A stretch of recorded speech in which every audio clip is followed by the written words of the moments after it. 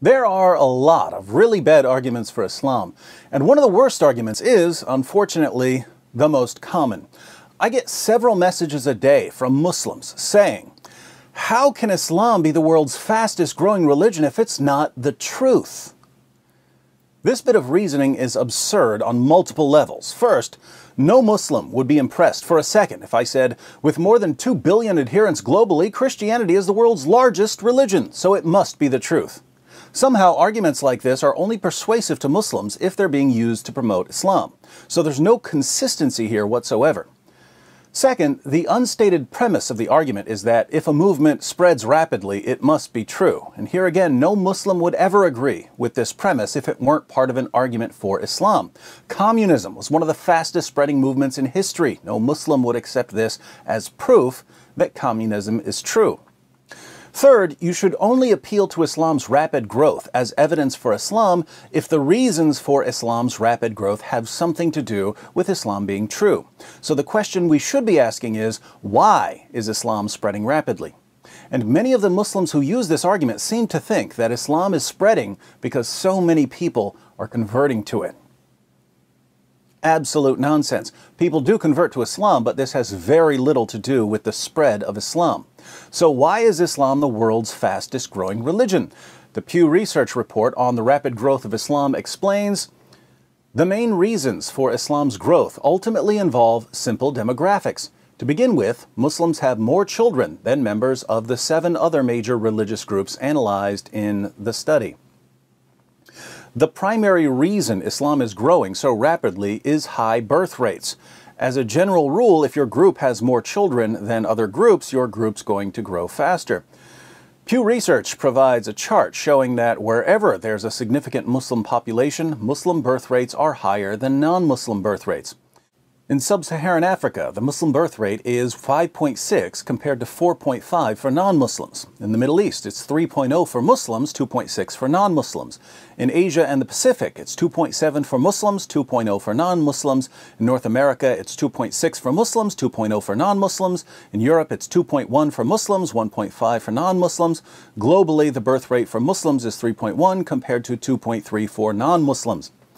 This leads to a further question. Why do Muslims have more children than non-Muslims in Europe, America, Asia, the Middle East, and Africa? Well, the higher birth rates are connected to Islam's impact on women. In 2009, the Organization for Economic Cooperation and Development released a report on gender equality and social institutions. They rated countries around the world based on the opportunities women have for education or employment, laws to protect women from physical violence, the percentage of women who are married and or divorced by age 16, and so on. And they found that 11 of the 12 countries with the highest levels of discrimination against women were Muslim majority countries. A similar study in 2014 conducted by the World Economic Forum using their own criteria concluded that 19 of the 20 worst countries in the world in terms of the gender gap between men and women were Muslim majority countries. How is this relevant? Well, when women have fewer opportunities in life, they tend to start having children at a younger age. Fewer girls go to school, fewer go to college, there aren't many careers available to them, their parents marry them off at a younger age. Instead of starting a family in their 20s, they start a family in their early teens, and birth rates go up. So Muslims are simply having more babies than non-Muslims, and this is because Islam radically reduces opportunities for women. But there's more to the story. Pew Research notes that apostasy, leaving one's religion, isn't as common among Muslims as it is among non-Muslims. The report says, meanwhile, religious switching, which is expected to hinder the growth of some other religious groups, is not expected to have a negative net impact on Muslims. Why are Muslims less inclined to switch religions? Here our Muslim friends will say, because there's so much evidence for Islam. Wrong. Most Muslims can't give you anything remotely resembling a good argument for Islam, so evidence has little to do with this. The real reason Muslims are less inclined to leave Islam has to do with the kinds of psychological pressures Islam places on Muslims throughout their lives. In Sahih al-Bukhari 69:22, we read Muhammad's command, "Whoever changes his Islamic religion, kill him." In many Muslim countries, people who leave Islam face death, imprisonment, or at the very least persecution. Even in the West, where apostates are protected by law, Muslims often understand that if they leave Islam, they'll be shunned by their families. Islam also discourages critical thinking about Muhammad. Surah 4, verse 65 of the Quran, for instance, Allah declares, "But know, by your Lord, they can have no faith until they make you, O Muhammad, judge in all disputes between them, and find in themselves no resistance against your decisions, and accept them with full submission." If you find in yourself any resistance against Muhammad's decisions, the Quran says you're not a real Muslim. Verses like this have led to generations of Muslims who are terrified of questioning anything Muhammad said. And the result of the suppression of critical thought is that many Muslims regard any argument for Islam, even an argument like Islam is growing so fast it must be true, as entirely persuasive. So Muslims are trained and pressured throughout their lives not to think critically about Islam, and they know that there are severe repercussions for leaving Islam. Apart from this, Muslims are generally more sheltered from criticism than non-Muslims are. In Muslim countries, criticism of Islam is not tolerated and may be met with legal punishments or mob violence. But even in Western nations, criticism of Islam is not tolerated and will certainly be met with charges of racism and bigotry. Muhammad ordered his followers to kill people who made fun of him, and the Salman Rushdie affair, the murder of Theo van Gogh, and the Charlie Hebdo massacre have convinced most critics to keep their mouths shut, thus further insulating Muslims from any sort of critical thinking about their religion. So now we understand why the Muslim population is growing so rapidly.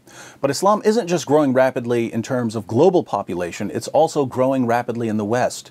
Here again, however, this has little to do with conversions to Islam. Islam's main source of growth in the West is immigration. Why are so many Muslims fleeing Muslim countries and moving to the West? Surprise, surprise, Allah's commands to wage jihad against hypocrites and Muhammad's commands to kill apostates have led to endless instability in Muslim lands. There's always some group accusing other groups of being hypocrites or apostates and wanting to kill them for it. People who just want to live peaceful lives and provide a good future for their children decide to leave. And where do they go? They head west in massive numbers. Putting all of this together, why is Islam growing globally? It's growing because of high birth rates combined with psychological conditioning. Why is Islam growing in the West? It's growing in the West because Islam tends to produce unstable countries that many people don't want to live in. Now, to all my Muslim friends who tell me on a daily basis that Islam must be true because it's growing so rapidly, for the sake of clarity, you need to include the reasons for Islam's growth as part of your argument. So the argument should go something like this. Due to the teachings of Allah and Muhammad, women in Muslim countries have fewer rights and fewer opportunities than women in non-Muslim countries. This religious-based discrimination leads to higher birth rates, and the massive numbers of children produced are psychologically conditioned to remain Muslims and are sheltered from any criticism of Islam. But even though these children will probably remain Muslim, they don't want to remain in Muslim countries because of the endless eruptions of violence by those who take Allah's commands to wage jihad seriously. Hence, they move to the West as fast as they can, and Islam is spreading rapidly in countries kind enough to take them in. Surely a religion that does all this must be true. That's your argument, my Muslim friends, and it's the most popular argument for your religion. It's apparently the best you've got. Do you have any idea how this sounds to someone who hasn't been conditioned to mindlessly accept any argument for Islam? Do you even hear yourselves? Islam oppresses women, it threatens to behead people who leave Islam, and it produces countries that people just don't want to live in, so it must be true. If you think that's a good argument, there's obviously nothing I can do to change your mind. All I'll say is that many people would look at the exact same evidence and come to the opposite conclusion.